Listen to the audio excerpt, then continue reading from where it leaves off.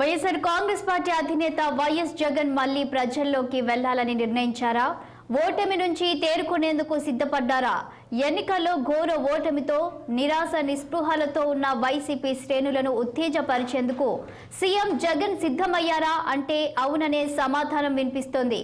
ఈ ఎన్నికల్లో ఓటమిపై నేతల సమీక్షలో వైసీపీ అధినేత వైఎస్ జగన్ ఇదే చెప్పారు.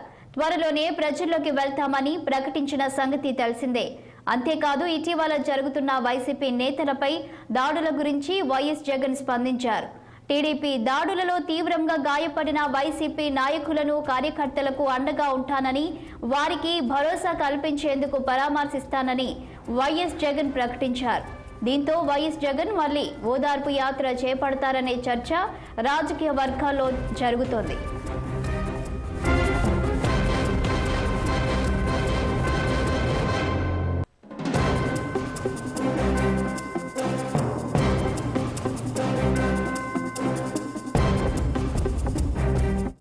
అసెంబ్లీ ఎన్నికల్లో వైఎస్ఆర్ కాంగ్రెస్ పార్టీ ఓటమిపై ఆ పార్టీ అధినేత వైఎస్ జగన్ ఆసక్తికర వ్యాఖ్యలు చేశారు. ఎన్నికలకు ముందు వైసీపీ ప్రభుత్వంపై ఎక్కడా వ్యతిరేకత కనిపించలేదు, కానీ ఫలితాలు మాత్రం విభిన్నంగా వచ్చాయంటూ కీలక వ్యాఖ్యలు చేశారు. పోలింగ్ కు ముందు, పోలింగ్ తర్వాత రాష్ట్ర వ్యాప్తంగా సర్వే చేయించామని 17 లక్షల శాంపిల్స్ తీసుకున్నట్లు వెల్లడించారు. ఆ సర్వేలలో ఎక్కడా వైసీపీ వ్యతిరేకత కనిపించలేదని వైఎస్ జగన్ చెప్పుకొచ్చారు. ఇకపోతే టీడీపీ అధికారంలోకి వచ్చిన తర్వాత వైసీపీ కార్యకర్తలను టీడీపీ నాయకులు ఇబ్బంది పెడుతున్నారని వైఎస్ జగన్ అన్నారు.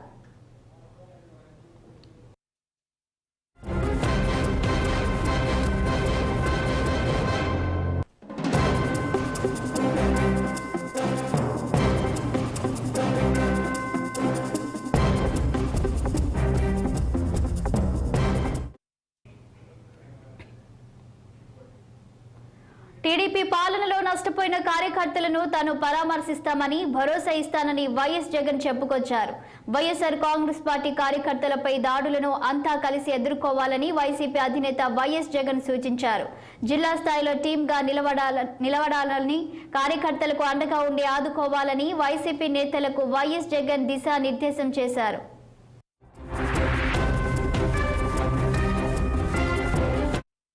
ఇక ఈ అంశానికి సంబంధించి పూర్తి డీటెయిల్స్ మా ప్రతినిధి కృష్ణ అందిస్తారు.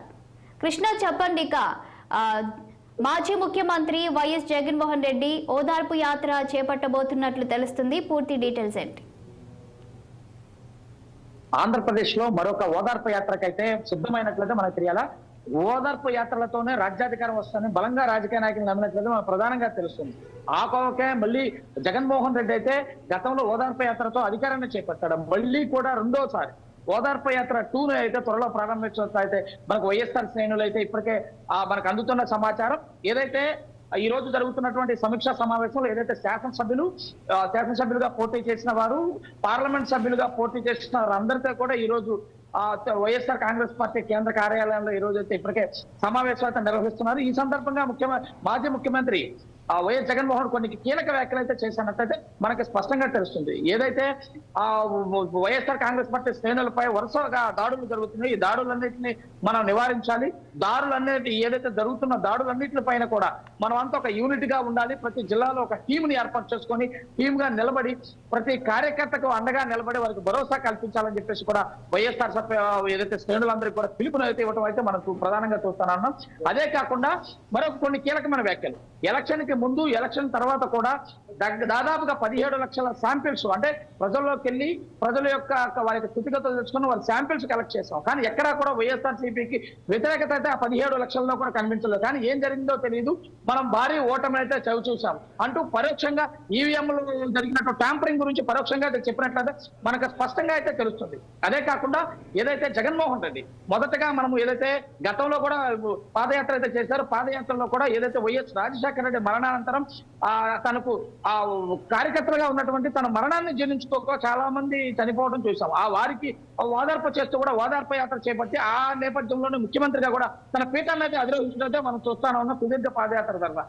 అదేవిధంగా రెండోసారి కూడా ఒక యాత్రను ప్రారంభించాలి అంటానికి ఇప్పుడు ఏదైతే తెలుగుదేశం పార్టీ వాళ్ళు కార్యకర్తలు, వైఎస్ఆర్ కాంగ్రెస్ పార్టీ కార్యకర్తల పైనటువంటి దాడులు జరగడం, ఈ దాడుల్లో కొంత మరణించడం కూడా మనం చూసాం.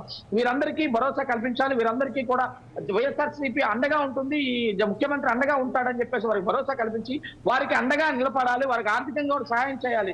అందుకనే మనం అంతా కూడా త్వరలో ప్రజల మధ్యకి వెళ్ళబోతున్నాం, మీరంతా సిద్ధంగా ఉండాలని చెప్పేసి కూడా వైఎస్ఆర్ ఇప్పుడు శ్రేణులందరికీ కూడా పిలుపునివ్వడంతో చూసాము. కానీ ఏదేమైనప్పటికీ ఇది జరిగినటువంటి ఏదైతే ఎన్నికల నేపథ్యం మొత్తం కూడా జరిగినటువంటి తీరుతెన్నులు చూస్తున్నట్లయితే మనకి ప్రజల్లో వ్యతిరేకత కనిపించలేదు. కానీ ఓటమి అయితే చవిచూడటం చూసుకుంటే ఇదంతా కూడా ఇదొక మాయగా అనిపిస్తుందని చెప్పేసి వారందరినీ కూడా వచ్చిన వైఎస్ఆర్ శ్రేణి శ్రేణులంతా కూడా చాలా కొంచెం వారికి భరోసా కల్పించేటువంటి మాటలు అయితే చెప్పినట్టు చూస్తానన్న. Okay, thank you Krishna.